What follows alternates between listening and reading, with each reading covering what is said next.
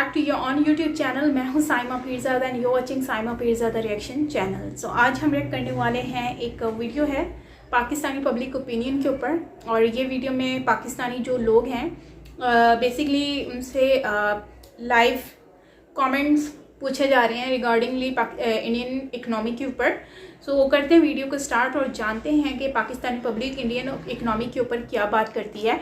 तो interesting video होगी, जाहिर सी बात है जब इंडिया के ऊपर पाकिस्तानी पब्लिक अपना ओपिनियन देती है तो वह एक वीडियो बहुत ज़्यादा इंटरेस्टिंग लगती है, क्योंकि उसमें हमें बहुत सारे फैक्ट्स जानने को मिलते हैं। इससे आइडिया होता है कि पाकिस्तानी पब्लिक क्या सोचती है रिगार्डिंग इंडिया, क्योंकि जाहिर सी बात है इंडिया का और पाकिस्तान का एक ऐसा टकराव चल रहा है कि हर कोई जानना चाहता है कि पाकिस्तानी पब्लिक क्या कहती है इंडिया के बारे में और इंडियन पब्लिक क्या कहती है पाकिस्तान के बारे में।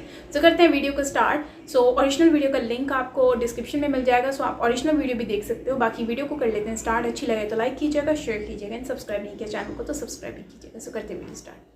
सर, मेरे आज के प्रोग्राम का बेसिकली सवाल ये है कि अगर एक्सपोर्ट के हवाले से बात करें तो पिछले 2021 का डाटा की बात करूं तो इंडिया ने जो एक्सपोर्ट की है $480 बिलियन की एक्सपोर्ट की है। और 2020 की बात करूं तो 36% उन्होंने ग्रो किया था एक्सपोर्ट में। और 2021 का डाटा तो मैंने आपको बता दिया। सर, क्या कहना चाहेंगे इस हवाले से भारत की इस अचीवमेंट के हवाले से? अच्छा, सबसे पहले अचीवमेंट के बारे में तो ये है कि ना, सबसे पहले कि उनकी जो प्राइस है वो कम डिप्रिशिएट हुई है एज़ कम्पेयर टू पाकिस्तान का रुपी जो है। तो डॉलर जो है उनका सस्टेन है, इसलिए उनका जो मार्केट में जो प्रोडक्ट की प्राइस है वो ज़्यादा सस्ती है। इसकी वजह से उनकी एक्सपोर्ट जो है वो ज़्यादा हो रही है। और सेकेंडली वहाँ पे मैन्युफैक्चरिंग बहुत ज़्यादा हो रही है। गवर्नमेंट ने जो पॉलिसीज़ निकाली हैं वो काफ़ी इन्वेस्टर फ्रेंडली हैं, क्योंकि इन्वेस्टर्स वहाँ पर आते हैं और वहाँ पर आके अपनी मैन्युफैक्चरिंग करते हैं एंड उसके बाद जो उनको जो पब्लिक डिमांड जो है वो नीड पूरी हो जाती है, उसके बाद वो एक्सपोर्ट करते हैं। तो आई थिंक इस वजह से उनकी जो एक्सपोर्ट जो है वो ज़्यादा से ज़्यादा होती जा रही है। सर, ये बताइएगा कि जिस हिसाब से वो आज की डेट में एक्सपोर्ट करें, आपको पता है जिस मुल्क की मैन्युफैक्चरिंग बढ़ती है, जिस मुल्क में बिजनेस फॉरेनर करना पसंद करते हैं, जिस मुल्क की फॉरेन पॉलिसीज़ होती हैं, उस मुल्क की मैन्युफैक्चरिंग जो है और उस मुल्क की एक्सपोर्ट जो है वो बढ़ती है। तो सर, ये बताइएगा कि ये जो एक्सपोर्ट हो रही है और उनका टारगेट ये है कि 2022 की मार्च तक वो $650 बिलियन की एक्सपोर्ट कर लेंगे, यानी कि 2021 और 22 के डाटा को मिलाकर वो मार्च तक कर लेंगे, मार्च के क्वार्टर तक कर लेंगे $650 बिलियन तक की एक्सपोर्ट। सर, आप इसको कैसे देखते हैं? क्या लगता है कि ये अचीवमेंट वो कर लेंगे, ये अचीव कर लेंगे, ये जो इन्होंने? डेफिनेटली अचीव कर लेंगे। देखिए, एक साल में उन्होंने 36% का जो ग्रोथ उनका जो रेट है वो बहुत ही अच्छा है, ठीक है। और हमारा हमसाया मुल्क है, हर चीज़ें हमें उनसे सीखना चाहिए, चीज़ें करनी चाहिए, क्योंकि अभी हमारा, हालांकि उनकी एक्सपोर्ट हमारे साथ भी नहीं है, हमने अपने ताल्लुकात उनके साथ ख़राब किए हुए हैं, हर चीज़ किए हुए हैं, लेकिन स्टिल वो इंटरनेशनल मार्केट में एक काफ़ी बड़ा प्लेयर बनता जा रहा है, ठीक है। काफ़ी ज़्यादा नाम कमा रहा है, हर चीज़ मैन्युफैक्चर वहाँ पे कर रहा है। तो मेरे ख्याल से जिस तरह की उनकी पॉलिसी चल रही है वो ईजिली एक्सपोर्ट जो है वो टारगेट अचीव कर लेंगे, इसमें कोई शक नहीं है। मेरे ख्याल से कर पाएंगे, क्योंकि जितनी बड़ी जो है वो इंडिया एशिया के अंदर मार्केट है, तो मेरा नहीं ख्याल कि उसके लिए जो है वो मुश्किल होगा कि वो अपना ये टारगेट जो है वो अचीव कर सकें। क्या भारत की जो फॉरेन पॉलिसीज़ हैं आज की डेट में मतलब इतनी अच्छी हो गई हैं कि उनकी एक्सपोर्ट जो है दिन ब दिन बढ़ती जा रही है? मेरे ख्याल से यस, यानी मैं आपको यही पहले बताया कि उनकी जो स्ट्रेटजीज़ वो आई गेस वो यूज़ कर रहे हैं, और जिन स्ट्रेटजीज़ के ऊपर वो काम कर रहे हैं, जैसे मैंने कहा यूरोपियन स्ट्रेटजीज़ हैं, यूरोपियन मार्केट बहुत बड़ी मार्केट है, नॉर्थ अमेरिकन बहुत बड़ी मार्केट है, तो इसी तरह वो एशिया के अंदर एक बहुत बड़ी मार्केट जो है वो नुमाया तरीके से सामने आ रही है। वो सिर्फ इसलिए कि उनके पास एक बहुत ही एक्टिव स्ट्रेटजीज़ के ऊपर वो काम कर रहा है। मैं इसको इसी नज़र से देखता हूँ कि okay fine, they are doing well and I wish them well. अगर पिछला किया तो ये तो उनके लिए कोई बड़ी बात ही नहीं होगी, वो तो स्पेशल इसलिए भी करेंगे कि आप उनका इस बारे में बात कर रही हैं। मतलब कि वो अपनी तरक्की इसलिए भी करवाना चाहेंगे क्योंकि पाकिस्तानी उनके लिए ज़्यादा बात कर रहे हैं ना, वो देख रहे हैं कि हमारी ग्रोथ ज़्यादा हो रही है, इसलिए कि अगर कोई बंदा मतलब कि फेल होता उसको एकदम कहने लगो ना तुम बहुत लायक हो, वो लायक बन नहीं जाता है। इसी तरह इंडिया ने कर भी लेना अपना काम सारा। अच्छा सर, ये बताइएगा कि जिस हिसाब से वहाँ पर डेवलपमेंट हो रही है और एक्सपोर्ट की जा रही है, इस सब का क्रेडिट किसको जाता है, क्या कहेंगे? ये काफ़ी ज़्यादा देखिए ना, सबसे पहले तो गवर्नमेंट को जाता है, क्योंकि उनकी रेगुलेशन और उनकी इजाज़त के बगैर कोई भी वहाँ पे नहीं आ सकता, हर चीज़ नहीं आ सकती। पॉलिसीज अगर स्ट्रिक्ट रखेंगे तो इन्वेस्टर फ्रेंडली नहीं रखेंगे, वो लोग नहीं आएंगे। दूसरा, उनका आवाम का बहुत ज़्यादा उस चीज़ में काफ़ी मशहूर उनकी एक वो जो भी इंसिडेंट था टमाटर वाला, कि टमाटर महंगा हो गया था, पूरे इंडिया ने टमाटर ख़रीदा नहीं था तो प्राइसेस नीचे आ गई थी। तो यहाँ पे इस तरह की यूनिटी और इस तरह की चीज़ें नहीं देती, तो again government and local bodies और साथ में इन्वेस्टर अपॉर्चुनिटी, इन्वेस्टर भी देखते हैं। ऑब्वियसली उसके बहुत बड़ा एडवांटेज है कि काफ़ी पॉपुलेटेड एरिया है, पॉपुलेशन वाइज बहुत ज़्यादा है, हर चीज़ ज़्यादा है। इन्वेस्टर्स को भी पता है कि यहाँ पे फुटफॉल ज़्यादा है, लोग ज़्यादा है, डिमांड ज़्यादा है, हर चीज़ ज़्यादा है, तो उस हिसाब से उनके पास एडवांटेज है एक ये जो क्रेडिट है ये अपना जिस मुल्क में बढ़ती है तो उसकी हुकूमत को क्रेडिट जाता है लाजमन, क्योंकि जो कि इंडिया की गवर्नमेंट को उनके एक्सपोर्ट बढ़ने पर उनका हमें अप्रिशिएट करना चाहिए। अप्रिशिएट होगा, उनकी आवाम उनको अप्रिशिएट करेगी। हमारी एक्सपोर्ट कम होगी, हमारी आवाम हमारी गवर्नमेंट को अप्रिशिएट नहीं करेगी, क्योंकि ये जो मुल्क के हुक्मरान हैं इनको पता नहीं है ये क्या करना है क्या नहीं करना। ये आपस में खींचातानी लगे हुए हैं कि वो बुरा है वो बुरा है, इनको ये नहीं पता मुश्किल कैसे तबाह हो रही है, इसलिए एक्सपोर्ट भी हमारी नीचे आ रही है। मेरे ख्याल से उनकी गवर्नमेंट को जाता है, क्योंकि उनके पास जो लोग हैं वो काफ़ी जो है वो लिटरेट लोग हैं, और वो अपने जिस तरह हमारे जो एशियाई ममालिक हैं वहाँ से लोग जो हैं वो दूसरे ममालिक के अंदर जो है वो पढ़ने जाते हैं, तो उनके अपने ममालिक को उसका कोई फ़ायदा नहीं हो रहा होता। तो वहाँ पे सबसे पहले उन्होंने अपने एजुकेशन सेक्टर को जो है वो इतना बेहतर बनाने की कोशिश की है कि वहाँ पर वो प्रॉपर क्वालिटी एजुकेशन हासिल करते हैं, फिर अपने ही मुल्क को जो है वो फ़ायदा देता है। चलिए ये बताइएगा कि वहाँ पे जितनी डेवलपमेंट हो रही है, जो इतनी एक्सपोर्ट देखने को मिल रही है, आपको पता है जिस मुल्क की मैन्युफैक्चरिंग ज़्यादा हो तो उस मुल्क की मतलब एक्सपोर्ट जो है वो तेज़ी से बढ़ती है, और क्वालिटी वर्क ज़्यादा हो तो उस मुल्क की एक्सपोर्ट बढ़ती है। तो इंडिया की जो एक्सपोर्ट बढ़ी है सबका क्रेडिट किसको जाता है, और जो क्वालिटी वर्क कर रहे हैं और बाहर के बिजनेस जो इंडिया में जा रहा है, आप इसका क्रेडिट किसको देना चाहेंगे? क्या समझते हैं कि इसके पीछे उनकी गवर्नमेंट को क्रेडिट जाता है या इसके पीछे कोई और फैक्टर है? ऑब्वियसली गवर्नमेंट को ही जाएगा, जिसके मौजूदा गवर्नमेंट है। क्रेडिट तो वो चाहे उसका हो भी ना तो उसी ने लेना, उसके बगैर तो यकीनन बात है पाकिस्तानी के जो हमारे प्राइम मिनिस्टर है उसके इशारों के बगैर, उसके ऑर्डर के बगैर कुछ नहीं हो सकता।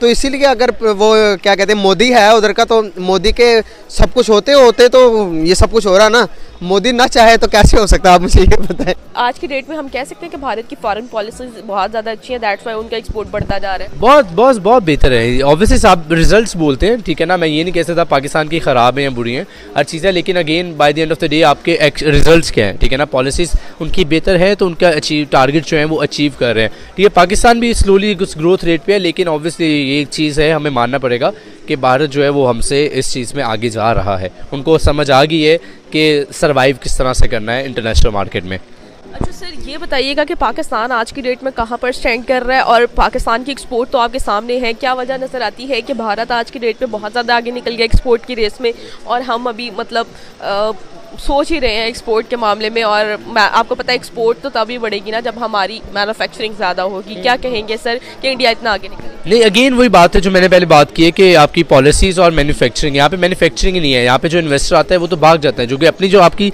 स्टेट मिल्स पड़ी हैं, चीज़ें पड़ी हैं, वो बंद हो रही हैं, ठीक है ना, हर चीज़ हो रही है, तो आपको नहीं किया जाता, जो यहाँ पे आता है उसको एक्सप्लॉइट किया जाता है, ठीक है। उसके बाद जो होता है फ़ायदा लिया जाता है, हर चीज़ लिया जाता है। उसके बाद गवर्नमेंट की आपस में जो है वो क्लैशेस है, बहुत ज़्यादा क्लैश ऑफ इंटरेस्ट है। अगली गवर्नमेंट आती है उसका कोई और इंटरेस्ट होता है, अगली जो गवर्नमेंट होती है, जो भी करंट गवर्नमेंट, उसका कोई और इंटरेस्ट है, तो इस वजह से इन्वेस्टर भी डरते हैं क्योंकि स्टेबिलिटी नहीं है। तो जितनी स्टेबिलिटी आएगी थी, और इसमें पाकिस्तानी लोग जो हैं बहुत ही वाइजली मुझे लगता है कि उन्होंने आंसर किया है, और ऐसा ही आंसर होना चाहिए, जो कि इनकी तरफ से रिस्पॉन्स बहुत अच्छी आया है, बहुत अच्छे तरीके से इन लोगों ने जवाब दिया है। और मुझे ये लगता है कि जब आपकी इकनॉमी, जो हमारे यहाँ की इकनॉमी का इशू है, वो बेसिकली हमारे इस वजह से भी है क्योंकि हम लोग एक तो ट्रेड हमारा बंद हुआ है, दूसरा हर कंट्री के साथ हमने अपना काम जो है वो ख़राब किया हुआ है। अब हमने इंडिया की जो है वो करेंसी क्यों सही है, क्योंकि इंडिया ने अपने सबसे पहली बात करप्शन को बहुत कंट्रोल किया है, दूसरी बात अपनी इकनॉमी जो है वो ट्रेड को बहुत अच्छा रखा हुआ है, एक्सपोर्ट को बहुत अच्छा रखा है, तीसरा अपनी कंट्री में उन्होंने इतना अच्छा खासा सिस्टम बना के रखा हुआ है कि उनकी मेड इन इंडिया प्रोडक्ट्स बहुत ज़्यादा होती हैं, वो आउट ऑफ कंट्री की प्रोडक्ट्स को इतना रेकमेंड नहीं करते, और वहाँ की पब्लिक जो है वो ज़्यादातर मेड इन इंडिया को प्रेफर करती है। तो जिस कंट्री में अपनी प्रोडक्ट्स बनती हैं, टूरिज़म बहुत ज़्यादा होती है, और जिस कंट्री में लोग बहुत ज़्यादा आना पसंद करते हैं, ज़ाहिर बात है पैसा लगाते हैं जब आते हैं, तो और मेड इन इंडिया मतलब हर चीज़ इंडिया में बन रही है, उनकी अपनी बनती है, तो फिर उनको किस चीज़ की कमी हो सकती है। फिर जाहिर सी बात है उन्होंने अब तो जाना ही है ना, तो जाहिर सी बात है बांग्लादेश है तो बांग्लादेश कपड़े का काम कर रहा है, तो उसमें वो अपने आप को आगे लेकर जा रहा है। तो मुझे लगता है कि जब आपको कामयाब होना होता है तो आप कामयाबी के लिए आपको हर वो चीज़ करनी पड़ती है जो कि आपको फ़ायदा दे। फिर उसमें आपको कहीं झुकना भी पड़े तो आपको जो है झुकना पड़ेगा। तो आप क्या करते हो कि, और बहुत सारे लोग झुकते भी हैं, बहुत सारे लोग जो हैं वो अपना मतलब निकालने के लिए, अपना काम निकालने के लिए वो उंगली को टेढ़ा कर ही लेते हैं। तो कहने का मतलब सिर्फ इतना है कि इंडिया ने अपनी रिश्ते सबसे बहुत अच्छे बना के रखे हैं, इसलिए उनकी ट्रेड बहुत अच्छी है। अगर उनके रिश्ते किसी के साथ ख़राब भी होते हैं तो वो उन रिश्तों को बेहतर बनाता है। हमारी तरह ऐसा नहीं है कि हमारी तरह हर रिलेशन को ख़राब बनाया है। सबसे पहली बात तो हमारे रिलेशन किसी के साथ अच्छे नहीं हैं।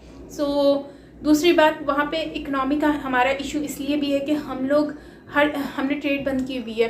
जो चीज़ हमें वहाँ से सस्ती मिलती है हम वो लेते नहीं हैं, हम उनके साथ बिगाड़ के बैठे हैं। हम दूसरी कंट्रीज से ले रहे हैं जो कि बहुत ज़्यादा महंगी देती हैं। पेट्रोल हो गया, कुछ भी हो गया, हर पेट्रोल तो वाकई में वहीं से लेना है जहाँ से मिल रहा है। ऊपर से हमने उधार इतना ले लिया है कि हम उसका लोन उतार नहीं पाते, चुका नहीं पाते। तो ये सारी चीज़ें जो हैं वो हमें नुकसान भी पहुंचाती हैं और बहुत ज़्यादा महंगी भी पड़ जाती हैं।